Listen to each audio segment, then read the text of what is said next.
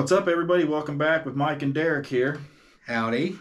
It's been how's your week? It's been a hell of a week for me. Yeah, it's been a week. Yeah, lately it's every week's been a week. It's been lots and lots going on. Yeah. So I've been trying to get stuff done around the house, and it's not. You guys can't see on the other side of here. I'm remodeling one wall over here, so it's a disaster zone. Yeah.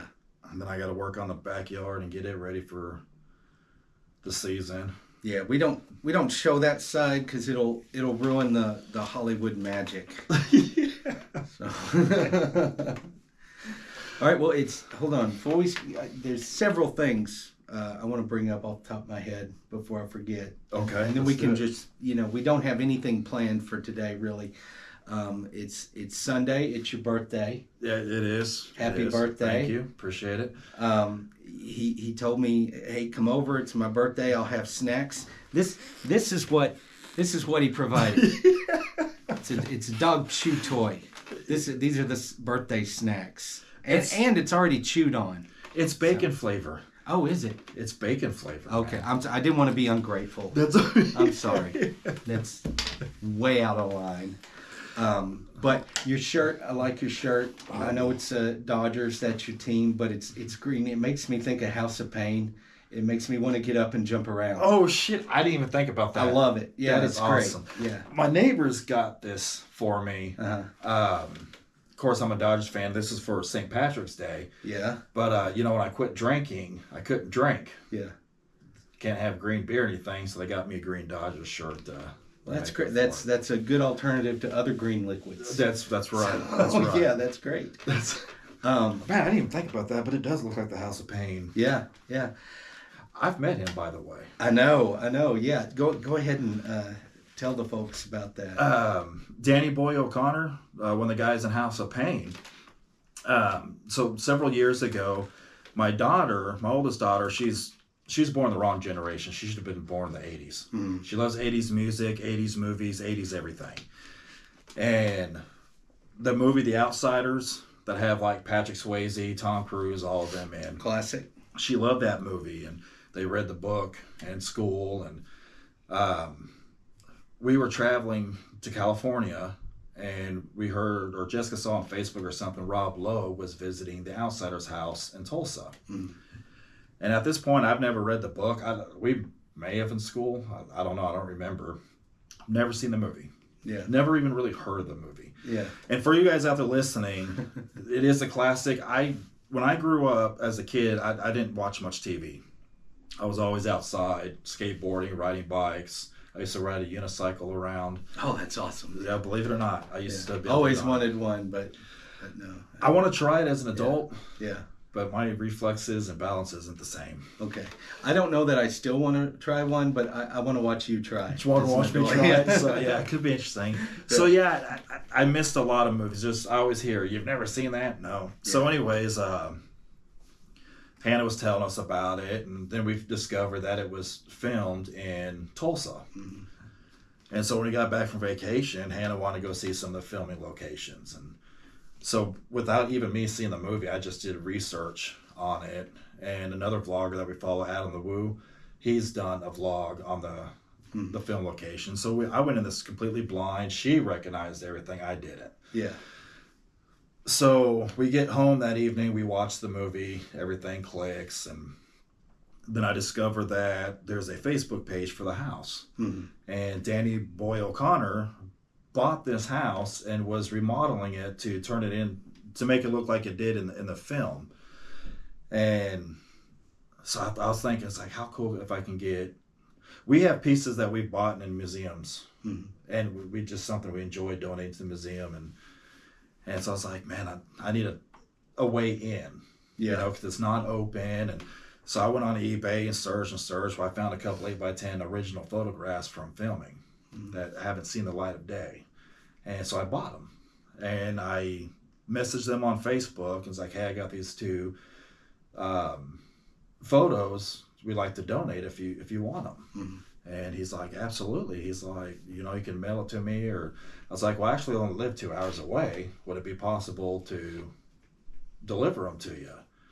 And he's like, yeah. And I was like, can I bring my kids? And, and so my oldest daughter is a huge fan. And I didn't realize I was talking to Danny Boy at this time. I was just talking to the page. Yeah. And he said, yes, go ahead and bring him. So we set a date and time. And by the time we left, I realized, or he signed one of them, Danny Boy or something. I'm like, Danny Boy, that's real familiar to me. Yeah. And so you have to Google it, and sure enough, it's him. So we drive to Tulsa, and on the way there, of course, we have to listen to House of Pain, jump around endlessly. Yeah. It was, if I had to hear that song one more damn time. Yeah. So we get there, and he sends me a message because he was doing a judging for a barbecue. He's like, hey, I'm running a little bit late. I'll be there, shortly. So I was like, no problem. He hung out, and he gets there, and it's, of course, the first time I've ever seen him in person. He's a tall dude. Uh-huh. He's towers me. And he gets out, and I introduce him to the kids and hand him, the photos. And he's like, well, you guys want to come in and see what I've been doing? And we got to see a lot of the props and stuff, film screen use stuff, and the process of him gutting it. But he was super cool, especially with the kids. McKenna was like, it was either hot or cold. I don't remember. I think she was cold. Yeah. It was, because she kind of shivered. He's like, oh, are you cold? And she's like, yeah. And so he gets his phone and adjusts, the AC up, and they're asking questions and interacting. And we were there for probably about a good hour, just shooting the shit with this guy. He's telling us all about what he's done and showing us. And so we're getting ready to leave, and I go to shake his hand, and he kind of ignores me. Uh-huh. And he's like, kids first. And so he shook all their hands. That's awesome, And I was like, man, can I get a photo with you and the kids? And he's like, let's go outside, because the outside of the house is more iconic than the inside. And it was a great experience. He asked if we've been to all the movie sites. I said, yeah, except for that one little gas station where 2-Bit or whoever worked at. And he's like, here's my number. Next time you're in town, hit me up. I'll drive you over there. It's about 20 minutes away. And I never did, got his number, but never did follow up on it. I don't want to be one of those creepy super fans. Yeah. But since then, we've gone, Hannah and I've gone several times to events there. Uh-huh. We got to meet C. Thomas Howell. Mm-hmm. That's awesome. We got to meet S.E. Hinton, that wrote the book. Yeah. We actually met Wee Man at one of the events. Yeah, that's cool. If you've never met Wee Man, he was cool as hell. He's a little people. I think that's a proper term for use. Little person. Little person. And we're at this event, and like the mayor was there. It was a big ordeal. C. Thomas Howell was going to do his foot handprints, and we're looking around, and I see this little guy, and he turns around. It's Wee Man. Yeah. And turn to him, I'm like, oh my God, you know who that is? And she's like, no. She wasn't introduced at that time. So I go up to him. I was just like, dude, I need a photo with you. And of course, he's way shorter than I am. And he goes, well, get down here, bitch. And so the photo that I have, it's me on my knees, level with him. And we sat there and, chit-chatted for a minute. He was super cool. He ran to it by accident. Yeah. He had this, those vans that people travel in. Uh-huh. He had one, and he accidentally put unleaded, I believe, instead of diesel, or vice versa. Uh-huh. And he actually had to take his van to the shop in Bentonville here. And they had to fix it for him. Then he was traveling through, and he stopped in Tulsa to see about finding a skate park. Oh, okay. And when he Googled Tulsa, the Outsiders thing came up, so he just showed up just to see what it was about. Had no clue that there was an event there. Oh, that's awesome. Yeah. Or anything. But I don't even remember where the hell I'm going with this story. Oh, meeting Danny Boy. Yeah. He was cool. If you're ever in Tulsa, look up the Outsiders House Museum. It's $10 to tour the inside of the house. If Danny Boy's there, he's not always there, but if he is, he's super cool, super easy to talk to. It's cool that he took on that project, but also to be cool enough to just come by, meet you out of the blue when he was working on it. Right, yeah. Take the time to meet you and the family. That's really cool. It was super cool, and I've never had I've met a lot of celebrities. Yeah. But nothing like that, and him take the time. And it was super cool because he was focused on the kids. Yeah. And wanted to show the kids everything because, I mean, that's something that's going to stick with them. Yeah. Forever. Yeah. And you got his phone number, so like every now and then you're like, "What you doing?" I don't have it anymore. Well, that's probably best. That's right. It's the phone that it was in. I dropped in the lake. Yeah, that day after you left, he probably woke up in a cold sweat in the middle of the night and was like, "What the hell have I done?" He changed his number and everything. Yeah, you're like, blocked immediately. Yeah. But he's been super, super cool. Mm-hmm. It was an awesome. And what I like is he doesn't use his music fame to promote this. Yeah. It's not to help promote his music. It's to help promote it. And they have kids, schools from all around, that tour it. And it's strictly about preservation of the house, right, and what it represents, and So, and I know there's been so many celebrities. If you follow him on Facebook, I know Leonardo DiCaprio's been there. Mm-hmm. There's so many. I just kind of drawn a blank, and it's cool to see. Yeah. Them show up.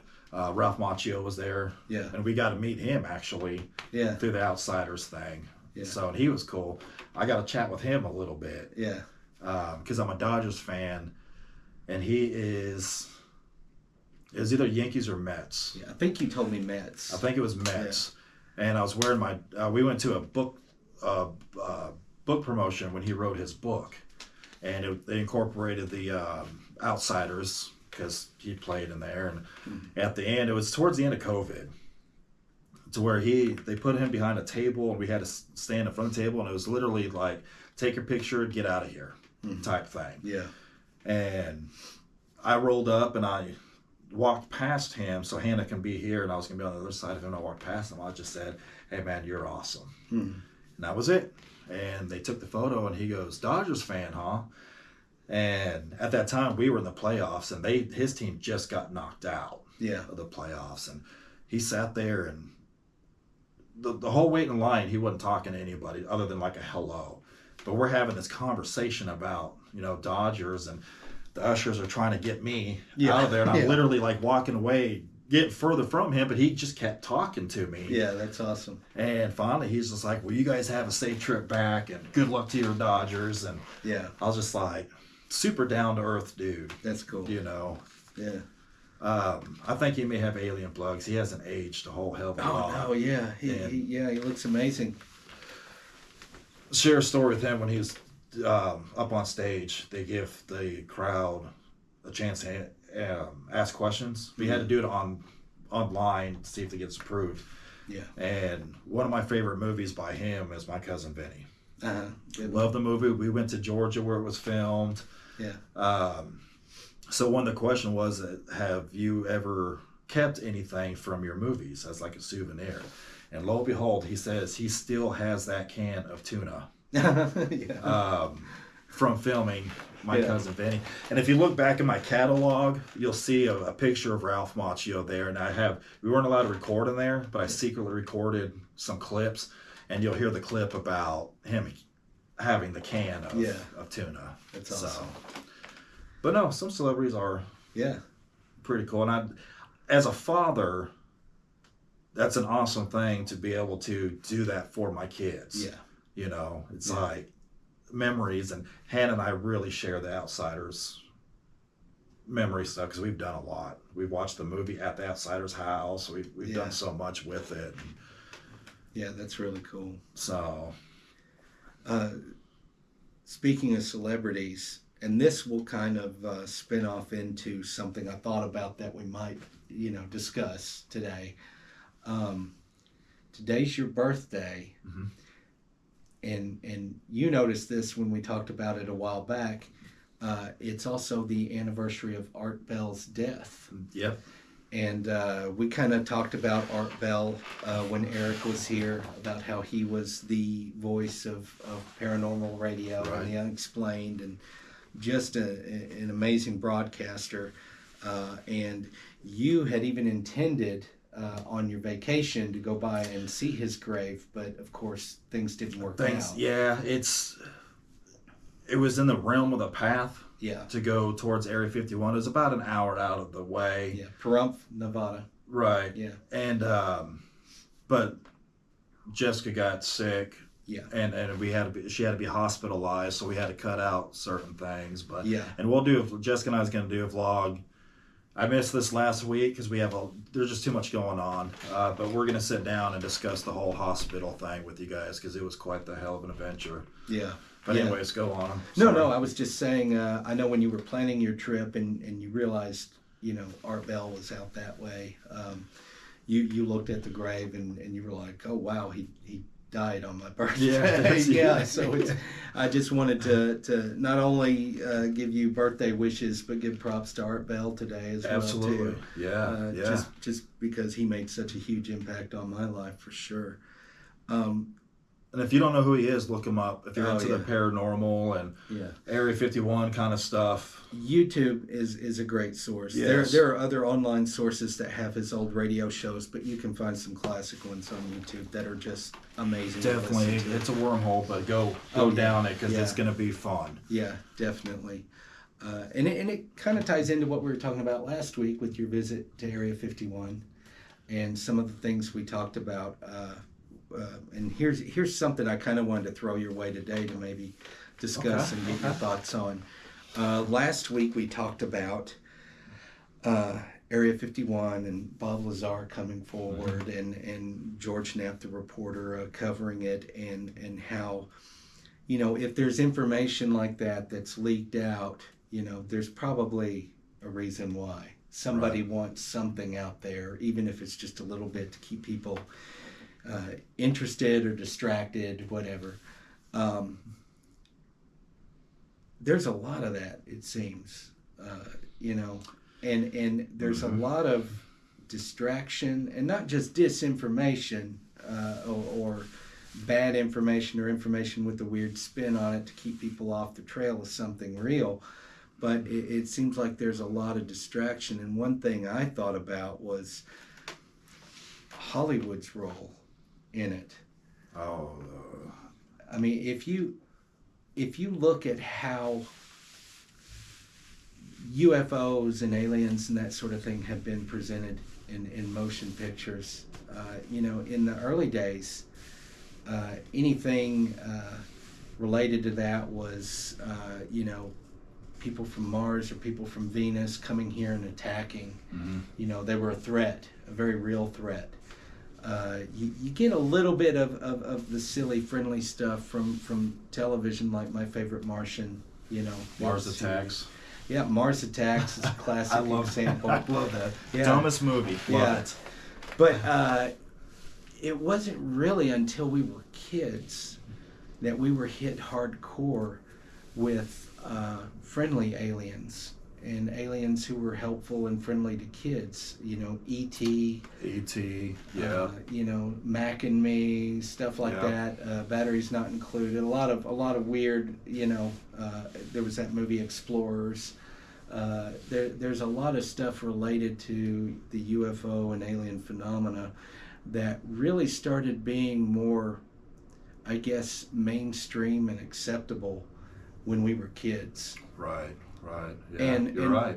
And one thing that Hollywood, and I don't think it's any secret, a lot of three-letter agencies out there in the government have noted how important Hollywood is in conditioning people and preparing them for certain things and getting, it's almost like advertising. Right. And I think a lot of that was started with us when we were kids to a degree. That they're not this huge threat. They're friendly, and it kind of makes you wonder where that's going. I was wondering if you've noticed anything like that, or. So I remember years ago. Remember Men in Black when it first came out? That's a great example. And there's Men in Black. Mm-hmm. If you go down that wormhole, yeah, and it's almost like the same thing. Are they conditioning us? Are they letting us know something? I firmly believe Hollywood does have a big role in it. Mm-hmm. And it's even like when the whole global warming thing that came out with The Day After Tomorrow. Yeah. You know, these global warming movies, Aliens. Which ironically enough, The Day After Tomorrow was co-written by Art Bell. Are you serious? Yeah. I did not know that. He had a hand in that, in the book. Yeah. See, everything just intertwines. Yeah. Everything. And he was very much concerned with you know, another coming ice age and global warming and the effects on the environment. So there's, kind of go off subject, but not.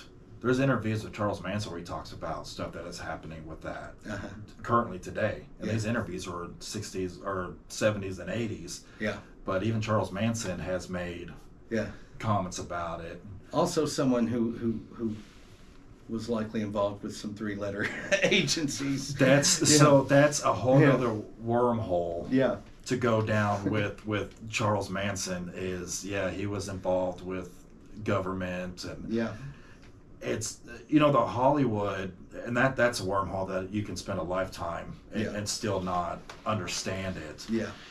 But I do believe there's firm connections. Yeah. Absolutely. Yeah. Even to the 60s. Yeah. Back in the 60s. Yeah. You brought up the Men in Black, and that's actually what got me thinking about this again, because I listened to some stuff about Men in Black encounters, and the actual stories or accounts of Men in Black, whether they're real or not, or whether it's they're real sinister. They're very sinister. Typically, the Men in Black would show up to experiencers or people who witnessed a UFO or had an encounter of some kind, and they would show up at this person's house. They would present themselves as if they were with the government or the military. They would not really produce any ID that would be anything conclusive, but they would have an intimidating presence. They would show up typically wearing suits, typically driving an older car like a Cadillac, large older automobile that was in pristine condition, almost to an impossible degree for when they were actually present. Right. And they would interrogate people. They would intimidate people, tell them, you didn't see what you saw, or they would stress to them, you don't need to speak about what you saw. There was one particular story, and I can't remember the details because I didn't do any research before this, but there was a guy who had witnessed something and had come forward, and he had a visit by a couple of Men in Black. And typically there's always 2 or 3. Intimidation in numbers. Yeah. And they, during their conversation with him and discussion with him, they verified what he saw, and then I believe they presented a watch, and I could be wrong, but you get the general idea. They had a watch, and they showed him either a watch or a clock, and they said to him, take a look at this. And without any real movement or anything, they made it stop. And they said to the guy, you have a pacemaker, and we can do the same thing with that. Damn. And so basically, keep your mouth shut. Yeah. There's stuff like that. Oftentimes, people describe the Men in Black as something not quite right about them. Either the clothes they're wearing don't quite fit right, or there's something about their facial features, or like they don't have ears, or something weird like that. There's always something off that makes them feel really uncomfortable and intimidated.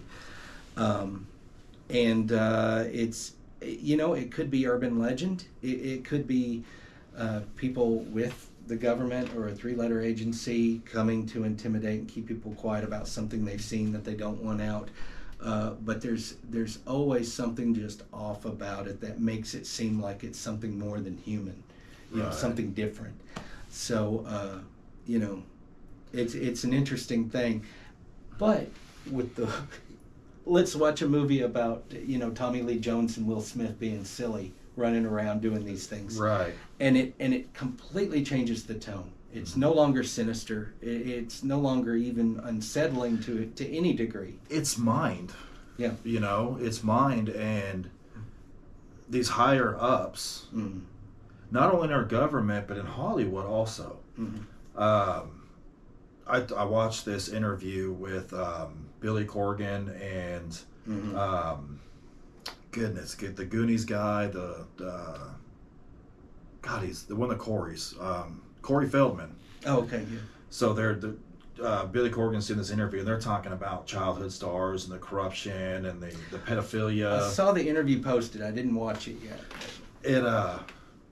They talk about the higher ups. Yeah. That cover it up. They brainwash you. They do, and I believe Hollywood does that on more than one subject. Sure. Either it be aliens, murder, pedophilia, something like that. Hollywood has a lot of pull. Yeah. And this whole thing with P. Diddy going down, and more celebrities are be like Ashton Kutcher. His name keeps getting brought up, which sucks because I like him. I like some of his movies.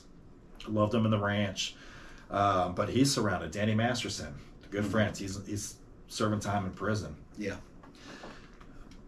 If we knew the truth, either from Hollywood or our government, it'd be a panic. Yeah. I wouldn't say I would be panicked. I kind of expect it. Yeah. But... Well, the interesting thing about Hollywood is even on a strictly professional level, when it comes to film and projects and things like that, there's that phrase, the in crowd. People keep these circles close and tight and don't let people in them very often. And when they do, if you're in, you're in. And that's just to a professional degree or even a social degree. It's not a giant leap to think, okay, if there's something weird or dark or ritualistic going on, that they could keep that hidden, and right. So it's very possible. And that's another example, just before I forget, over the last few years especially, you would have celebrities throwing up signs and signals and symbols related to the Illuminati. Yes. Now, are they members of the Illuminati? I kind of doubt it. But why are they all of a sudden throwing these things out there for people to see and notice? Jim Carrey's been a big one. And I remember he was on Jimmy Kimmel, and he did a sign. And Jimmy Kimmel's like, what is that? And he's like, you know what it is, and he knows what it is, and he knows what it is. And I read, like when he was doing that, the crowd was like silent. Yeah. What you hear them cheering and laughing is audio, because it was so awkward and bizarre. Yeah. Like, why would he do this? But he's kind of really leaked. Yeah. Some. Yeah, he's Illuminati. He's been very vocal about exposing a lot of different things. Right. And Jim Carrey's an interesting guy. He's certainly eccentric, but he's so good at not only improvisation and acting eccentric and weird and getting into a role and just convincing others and himself that he's at that role. The Andy Kaufman. Yeah. He kind of has a good defense mechanism. He's the crazy guy. Don't listen to what he says. He's nuts. Well, he can get away with saying a lot of things because of that. But and you got to wonder how much of it that he said does he truly believe, and how much of it is just him kind of going, look at me, I'm the crazy guy. See, but he plays the role so well that you can't really tell if he's just being crazy Jim Carrey, or if he's like, hey, this is, And I like him a lot. Oh, I always liked him. Or is he putting it out there, but in the Jim Carrey way, so he doesn't Yeah. You know. And when you see him in these moments to where he seems very down to earth, like the documentary stuff I've seen of him where he's painting and doing art and things like that. Yes. You realize, okay, this guy's intelligent, and whatever he's doing, he knows what he's doing. Mm-hmm. You know, so you know that it's just kind of interesting how a lot of stuff gets kind of fed to us as consumers, and is it exposing something? Is it misdirection? Is it, you know? It's smart marketing. Yeah. Really. Yeah. You know? Another guy that I love, this comedian Bill Burr. Yeah, he's great. I love him, but he's a straight shooter too. Yeah. I mean, he will come out, zero F's given when it comes to him. But you hear some of his interviews, and you're just like, man, did he just...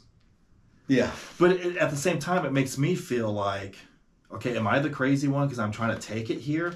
Yeah. You know, because we've done research. We listened to podcasts on all this stuff. Yeah. And it does kind of get wrapped in your brain. So it's like, is he saying something, or am I just wanting him? Yeah. But it's subtle enough to where it gets some people thinking. Yeah.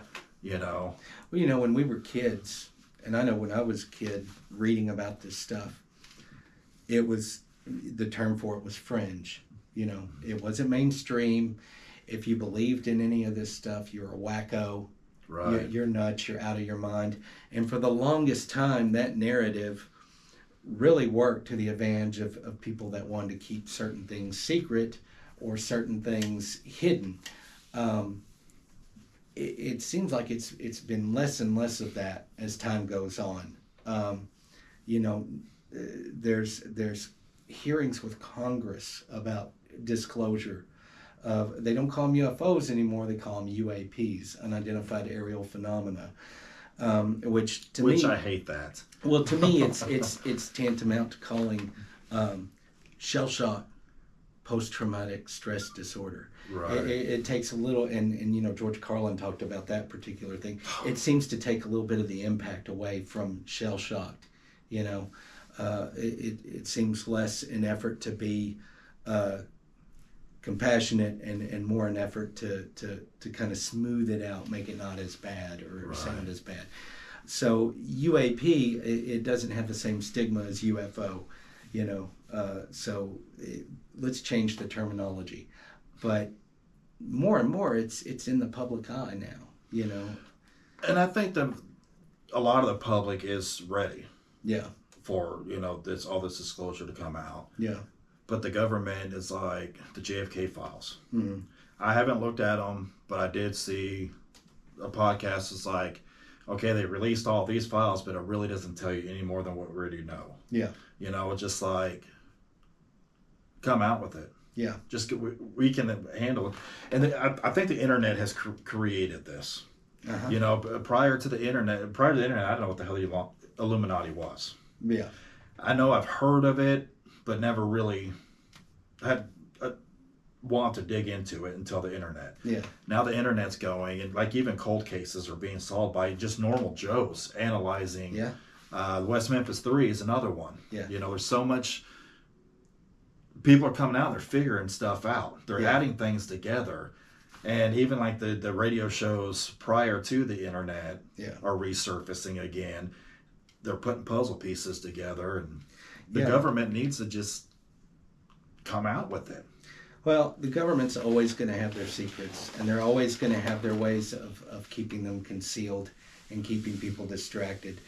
I do find it incredibly interesting that we live in a time where the fringe has become popular culture. Mm-hmm. And more people are interested in it. It's more and more common topic. You know, there's more and more information out there, and with the internet and everybody having a computer in their pocket now, you know, we can access this information and look into it. But you know, it also gives folks that want things to stay hidden more and more ways to throw people off the trail as well. Right. So it's interesting that it's no longer fringe. It's popular culture. It's commonplace, but you still gotta wonder, how much of what we're being fed is actual food. Right. So And that's like, I'm sure documentaries, you've heard of people making documentaries, especially about Hollywood, that die of pneumonia. Yeah. Disappear. Suicide's a big one. Yeah. Drug overdose. Yeah. You know, these people disappear. Yeah. And that's intimidation. That's to where a lot of people has backed off. And that's like the Chris Cornell and Chester Bennington. Yeah. You know, I've read that they were working on exposing a pedophilia ring. Okay. I wasn't aware of that with Go down Chris that Cornell. wormhole. Yeah. I just know I mean, I still, my heart still sinks when I think about Chris Cornell. Oh, dude, he was brilliant. So there's not very many losses, and I'm just like, yeah. Oh my. Yeah, he was one that affected me. He was one that affected.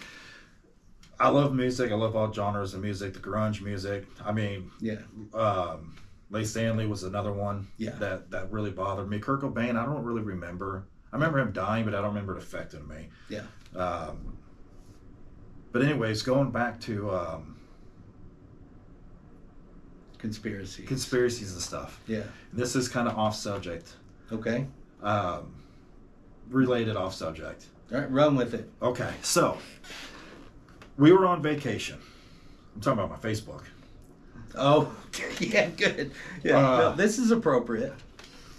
We were on vacation, and I was messing around on Facebook, as we do, because we're all addicted to this social media. Yeah. And I got off it, and a few hours later, I get back on, and they closed my account.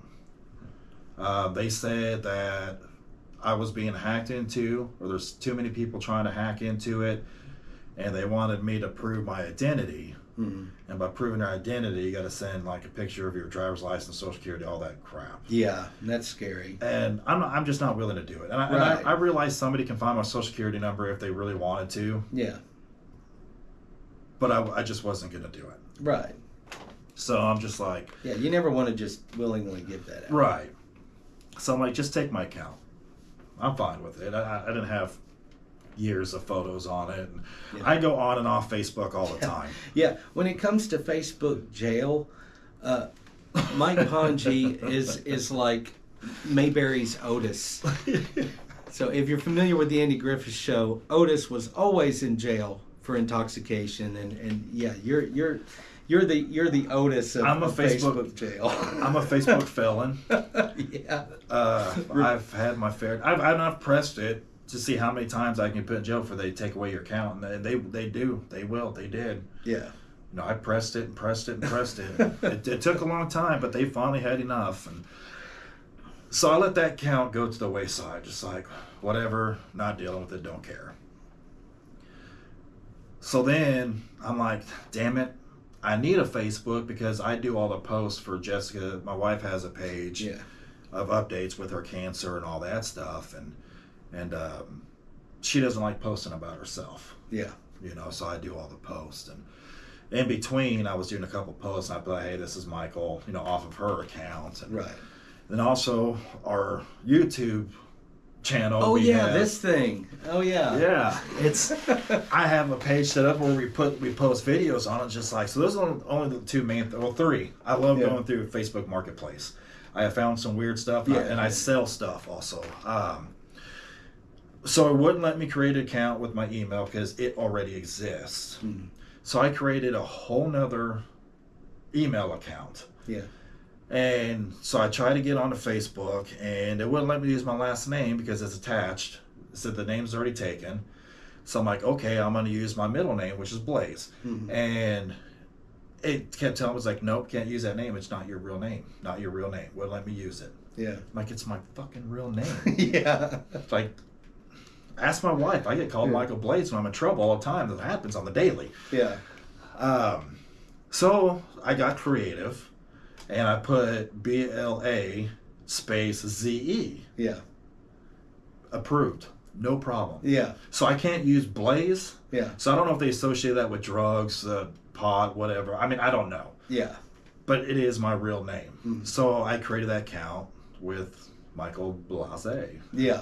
You know, I had it Maybe it's because you're so fancy now. It's a fancy sounding name. Could be. Let's let him have it. They're like, oh, he ain't fooling me. Yeah, he's gone through some correction here. I had that for a couple of days, mm-hmm. and so I decided I wanted to test the waters and change my name.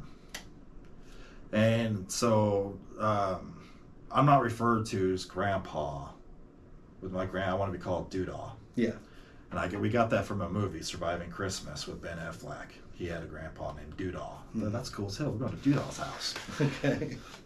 So just to be different, other than Grandpa or Peepaw or some. Yeah. So I changed my last name to Doodah. Mm-hmm. It accepted it, no problem. Yeah. Still won't accept my last name. Yeah. But it'll accept this. So I had it, a week?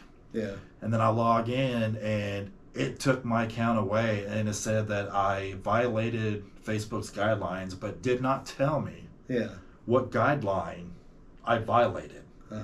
Just took everything away. Yeah. So I could appeal it, but they want me to do a video appeal on why. Yeah.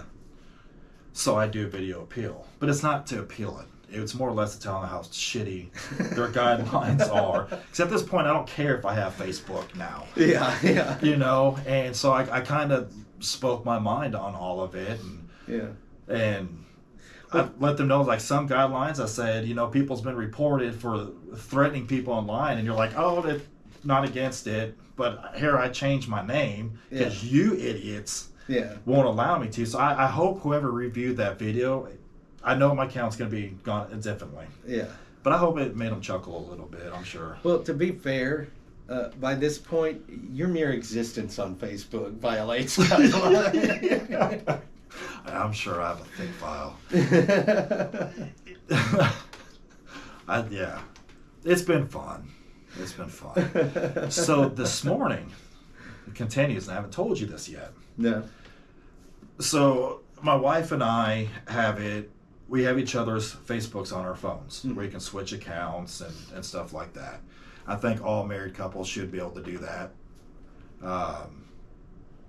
So she had mine logged in with hers on her phone also. Mm-hmm. Well, I've already deleted the app and everything, Yeah, you're done. Done. Till next week. So Jessica checks it this morning and everything's working normal. I'm chatting with this guy to buy a bike rack to hitch on my car so Carson and I can take our bikes other places. And I go to Walmart this morning, come back, and she's like, well, I'm kicked out of Facebook now too. How the hell are you kicked out? Yeah. And so they want her to do this video selfie thing to prove her identity. Oh, to prove that's her and not you think? Well, that's what it ended up being. Okay. So I'm seeing her phone, and the only thing it'll allow you to do at this point is do this video deal. Mm-hmm. I'm like, this doesn't seem right. And so she's like, well, maybe they're doing it to everybody is to weed out spam. So we asked a couple people, like, oh, mine's fine. Yeah. So I looked it up, and it's like, Facebook won't ask you to do that unless they think you're being hacked. Okay. And then so I exited out of everything, got back in, and it gave me an option to either do that video or log out of her account. So I logged out of her account, and that's when I saw mine still attached there. Yeah. So I had to log out of even though it won't let me do nothing, I had to log out of mine and delete it off of her phone, and now her Facebook is back to normal, and she can use it again. Yeah, okay. Unless I go in there now, and she's like, what the hell? Yeah, well, I mean, it's coming. So, but the point was, all this happened after we visited Area 51. Yeah, yeah. And he made a post about coincidence. Yeah, yeah. I visit Area 51. Jessica stays in the car, so they don't have her identity. Yeah, yeah. But they nailed mine. Yeah. Well, what I think needs to happen is we need, and this is a public appeal, we need Jim Carrey to represent us as a Facebook advocate and to help us avoid the pitfalls of these conspiracies and problems. Yes. Jim? Yeah. Do your magic. Please. Absolutely. Please.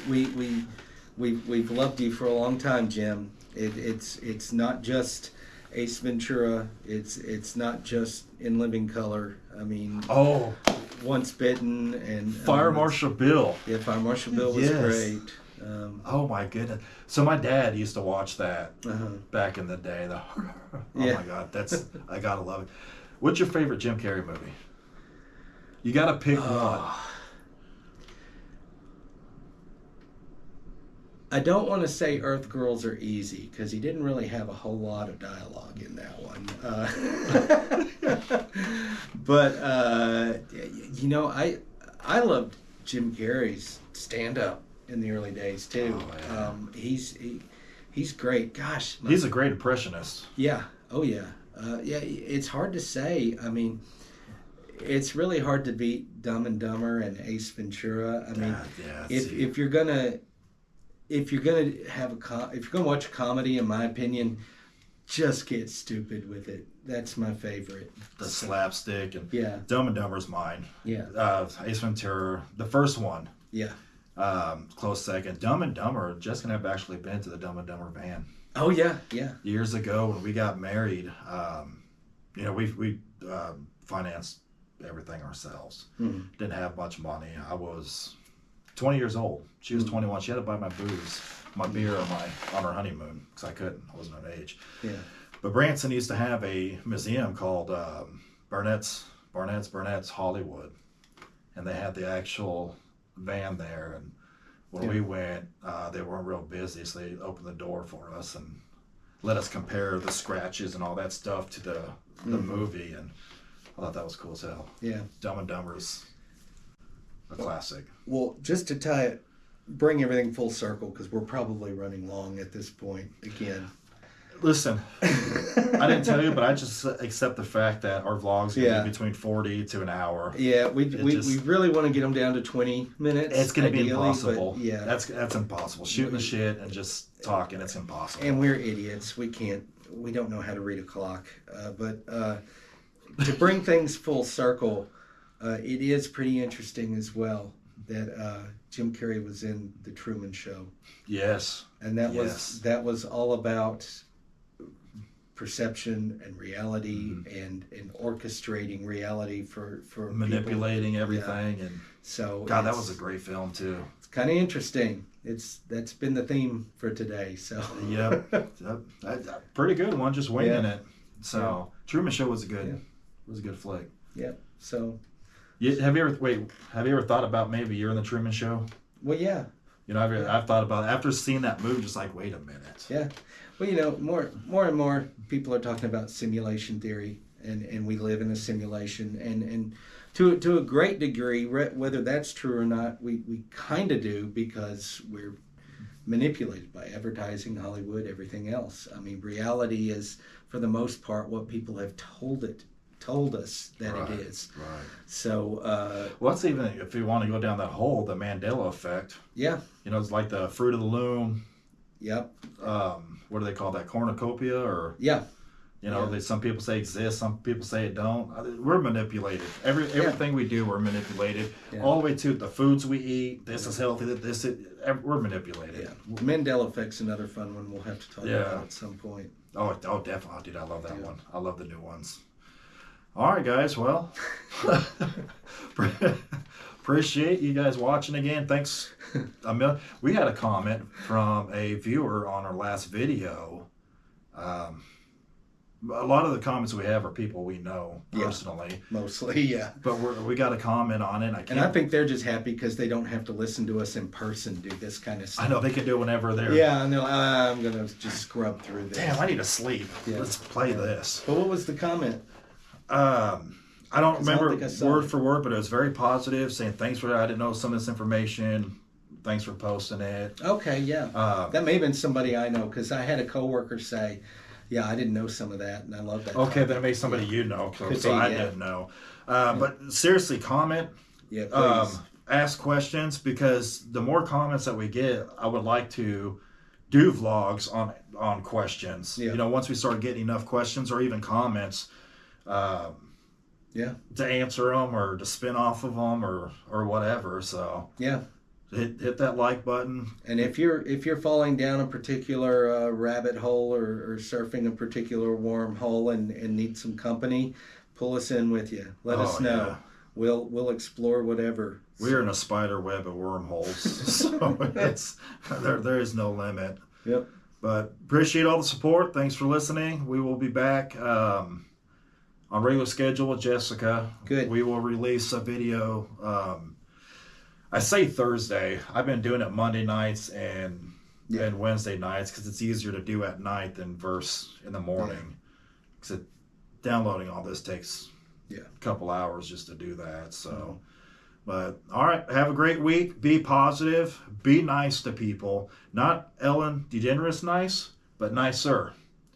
Remember how she used to say be nice, but she turned out to be not such a nice person? Yeah, I've heard some things. Yeah, I watched a unfortunate. Yeah. podcast or listened to a podcast about that Friday too. I was podcasting Friday. Yeah. But yeah, be kind to everybody. Be awesome. Adventure. And we will see you guys next week. Adios.